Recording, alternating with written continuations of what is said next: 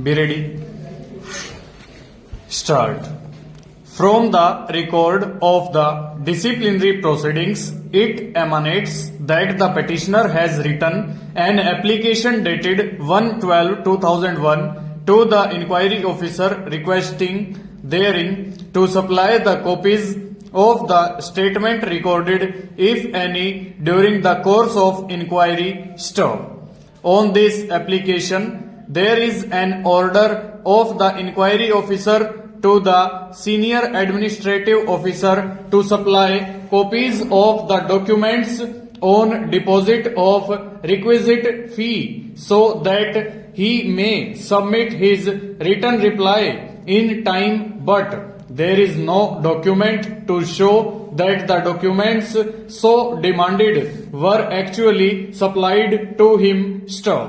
On 3/12/2001, the petitioner again wrote an application to the inquiry officer demanding 13 documents, details of which is given in clear words in the said application.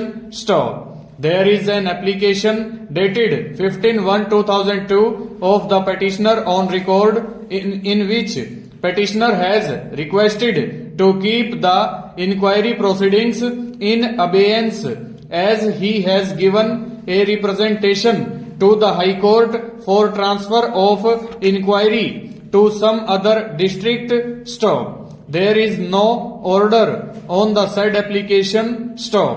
There is another application dated 22/1/2002 written by the petitioner to the inquiry officer demanding certain documents, apparently that too were not supplied to enable him to put his version effectively.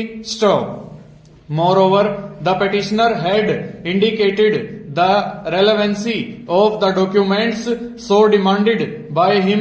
Stop. Similar request was made vide applications dated 2/2002 and 8/2002 and 28/2002. Stop. There is nothing on record to show that at any point of time the inquiry officer had observed that the documents demanded by the petitioner are not relevant or the witnesses whom the petitioner wants to examine are not relevant. Stop. On the contrary, there is admission of the opposite parties that the petitioner had demanded the documents. Stop.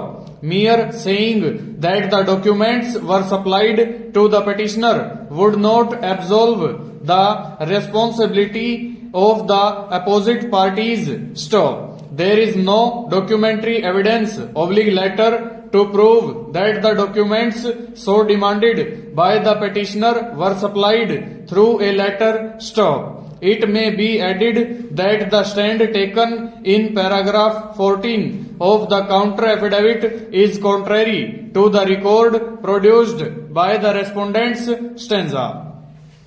It may be added that in the charge sheet, the primary charge against the petitioner is that during preliminary inquiry it was found that a racket in operating for filing fake claim petitions on fictitious names with fake documents, and petitioner is also involved in filling the fictitious claim petitions with the aid of certain clerks and advocates. Stop.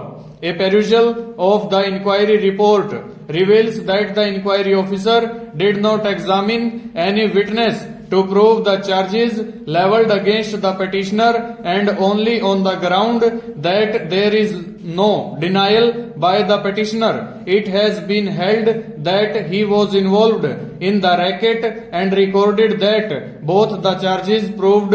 Stop.